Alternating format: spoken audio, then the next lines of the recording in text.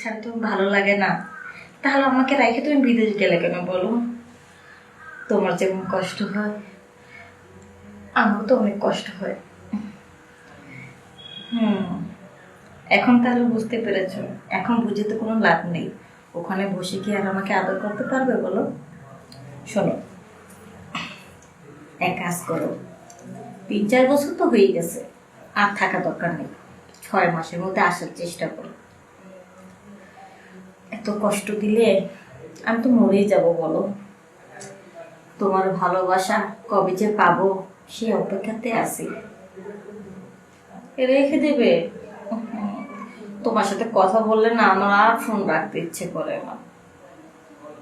হ্যাঁ হ্যাঁ, সারাক্ষণ শুধু কাজ কাজ কাজ ছাড়া কি তোমার মুখে আর কোনো কথা আছে বলো? এই কাজ কাজ করে তো তুমি আমার কথা একদম ভুলে গেছো। আচ্ছা ঠিক আছে, আবার পরে যখন কথা বলতে চাইছো রেখে দিলাম, পরে কিন্তু মনে করে ফোন দেবে। আচ্ছা,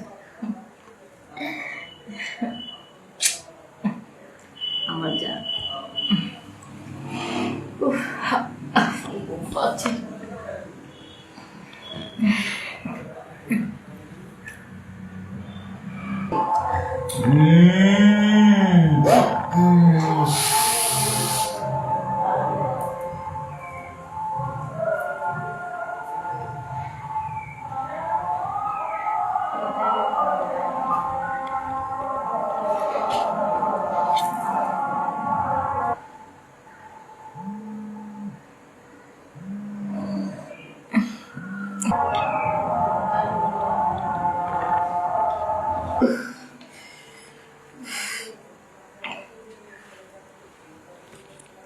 হ্যালো।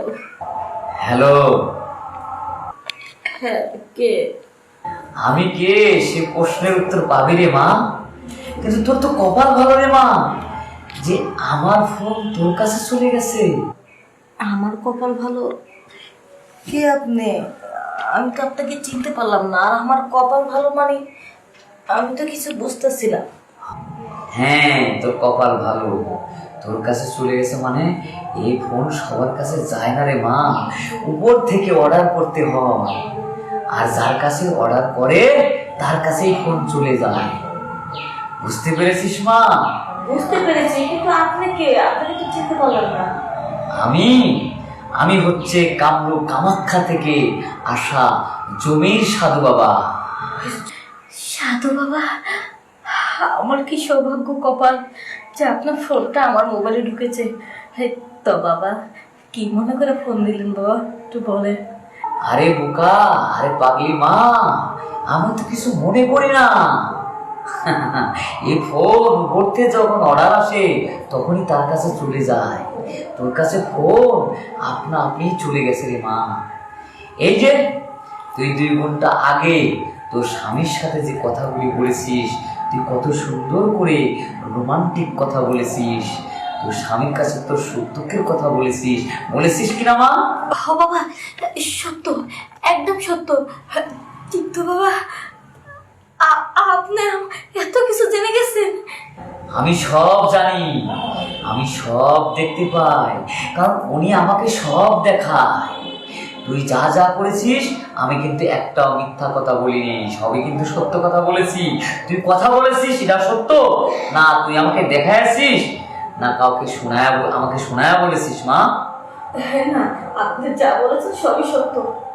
হ্যাঁ শোন, তবে তোর কপাল ভালো ঠিক আছে, কিন্তু আবার দুঃখেরও খবর আছে রে মা। দুঃখের কথা? ও সাধু বাবা, এ আপনি কি বলতেছেন? দুঃখের কথা আবার কি? হ্যাঁ, দুঃখের একটা খবর আছে। তোর স্বামী 4 বছর ধরে বিদেশ থাকে, থাকে না বিদেশ? হ বাবা, সত্যি বিদেশ থেকে। আমাকে কখনো তুই ফোনে বলেছিস না কেউ আমাকে নম্বর দিয়েছে যে তোর নম্বরটা আমাকে দিয়েছে যে তোর সাথে কথা বলেছি, না তোর স্বামীর সাথে কথা বলেছি, না আমার সাথে তোর কোনোদিন দেখা হয়েছে? হয়েছে? না না, দেখা হয়নি কখনো। তাইলে শোন, তোর স্বামী একটা বড় ধরনের বিপদ হতে যাচ্ছে। এই 4টে বছর আমি ঠেকাইছি, কিন্তু এখন ঠেকানো আমার কাছে অনেক কষ্টসাধ্য হয়ে গেছে।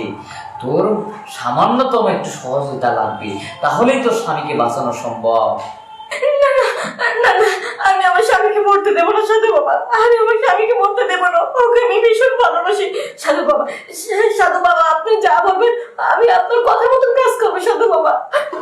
অস্থির হোস না রে পাগলি, অস্থির হোস না। আমি জানি তুই তোর স্বামীকে ভালোবাসিস। তোর স্বামী একটা গোপন রোগ হয়েছে, যে পৃথিবীতে কোনো ডাক্তার নাই, কবিরাজ নাই যে এই রোগের সমাধান দিতে পারে। একমাত্র সমাধান আমি দিতে পারি, কারণ ওনা সব কিছু আমার মাধ্যমে সমাধান দিয়ে দেয়। বুঝতে পেরেছিস? হ্যাঁ বাবা, তাহলে আপনি এর একটা সমাধান দিয়ে দেন, আমার স্বামী যেন কোনো ক্ষতি না হয়। না না, তোর কোনো ক্ষতি হবে না। তবে মা, একটা কথা, তোর আলমারিতে উপরের ডয়ারে যে তুই 4 লক্ষ টাকা সোনা গহনা রেখেছিস কিনা? যা বলছেন সত্য, সত্য তো। আমি উপরে ডলে 4 লক্ষ টাকা স্বর্ণ গহনা রেখেছি, সবই সত্য। আচ্ছা, এগুলি কি আমাকে দেখাইছিলি না আমার সাথে তোর কোনো কথা হয়েছিল? না না বাবা, এগুলো তো আপনাকে দেখাইনি, কাউকে দেখাইনি আমি। হ্যাঁ, আর নিচের ডয়ারে 3 লক্ষ টাকা আছে। এই 3 লক্ষ টাকা আর ওই স্বর্ণ গহনা নিয়ে তুই আমার এই যে ভাটুয়া তালি আমার একটা আসাম আছে, এই আসামের ভিতরে তুই নিয়ে আসবি। তোকে কি করতে হবে, তোর স্বামীর জন্য তরিকা দিতে হবে, ঠিক আছে? আমি কি এক্ষুনি আসুন না সকালে আসুন? হ্যাঁ, তুই এক্ষুনি চলে আয়, কারণ এখন হচ্ছে গভীর রজনী। এই রজনীতেই তুই চলে আসবি, ঠিক আছে? ঠিক আছে বাবা, চলে আয়। যা কিছু বলেছি সব কিছু গোছায়া তুই নিয়ে আয়। আপনি যেটা বলছেন আমি এমনি শুনুন, টাকা পয়সা স্বর্ণ রূপা সব নিয়ে আপনার রাস্তায় চলে আর আসুন। সাবধান, এই যে আমাকে যে কথাগুলি বলেছিস এই কথার জন্য একটু নড়চড় না হয়, কারণ তুই তো সবই জানিস যে আমি সব দেখতে পারি, আমি সব জানি। কারণ তুই যে টাকা পয়সা সোনা দানা গয়না যেগুলি রেখেছিস, কোথায় রেখেছিস, এগুলি কিভাবে আমি জানলাম? কারণ আমাকে উপরওয়ালা জানায়। তো আমি যদি সব জানতে পারি, যদি কোনো রূপ বা কোনো কারণে যদি কেউ জানাজানি হয়ে যায়, তাহলে তোর কিন্তু সব বিপদ হবে। আমি কিন্তু সব দেখতে পারবো, বুঝতে পেরেছিস? না বাবা, ভুলও কারো জানাবো না, আপনি যেভাবে বলছেন সেভাবেই হবে। হ্যাঁ, তবে সাবধান, কেউ যাতে কোনোভাবেই টের না পায় যে তুই আমার এই আসামে চলে আসছিস। আর যদি টের পায়, তাহলে তোর স্বামীকে কিন্তু বাঁচানো সম্ভব না, বুঝতে পেরেছিস? আচ্ছা বাবা, আমি এক্ষুনি এতেছি, এক্ষুনি। হে আল্লাহ, হে আমি কি শুনলাম? রাখলাম। আমার স্বামীর অমঙ্গল হইব, আমার স্বামী মরে যাব। না না, আমার স্বামীর আমি মরতে দেব না, আমার স্বামীর আমি মরতে দেব না। আমি আমি অক্ষণে যাব, সাধু বাবা যে এমনি কইছে আমি এমনি তার কথা শুনুন, নয়তো নয়তো আমার স্বামীর হারাবো। আমি স্বর্ণ কোনো টাকা পয়সা নিয়ে আমি এক্ষুনি চলে যাবো, এক্ষুনি চলে যাবো।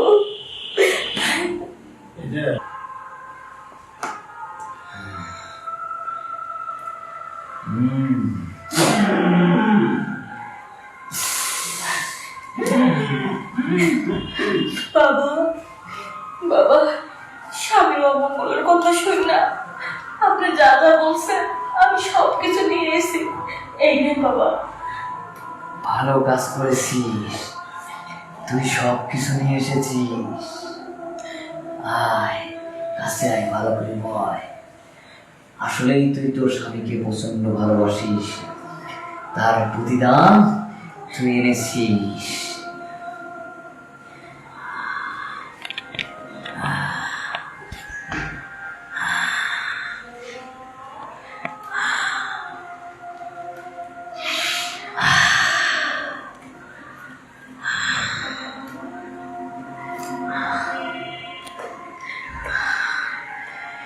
বাবা, আপনি খুশি হয়েছেন তো?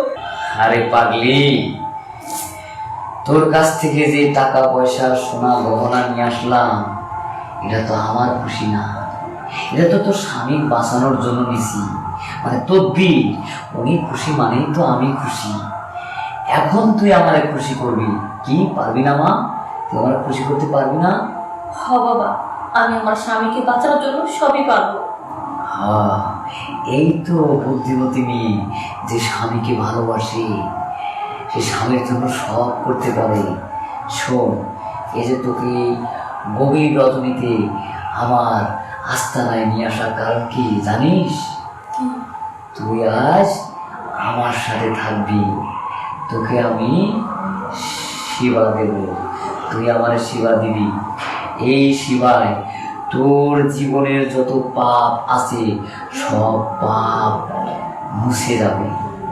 কি পারবি না? আমাকে সেবা দিতে পারবি না? হ বাবা, আমি সব পাবো। আয় আয়, আমরা দুজন মিলে যাই, একাকার হয়ে যাই। শো, এখানে শো।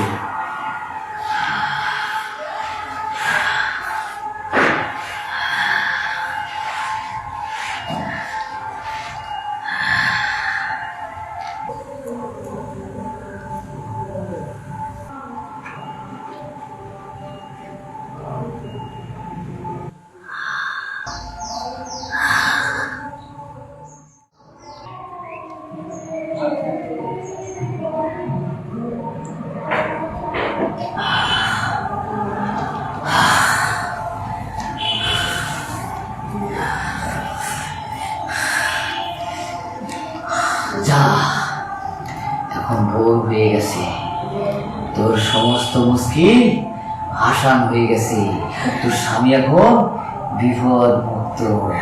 সত্যি বাবা, আমার স্বামী বিপদ মুক্ত, আর কোনো সমস্যা হবে না তো? কোনো সমস্যা নেই। আপনাকে একবার সালাম করি বাবা। যাক, যা, আমার দোয়া রইল। আচ্ছা যা, তোরা সুখের সংসার কর।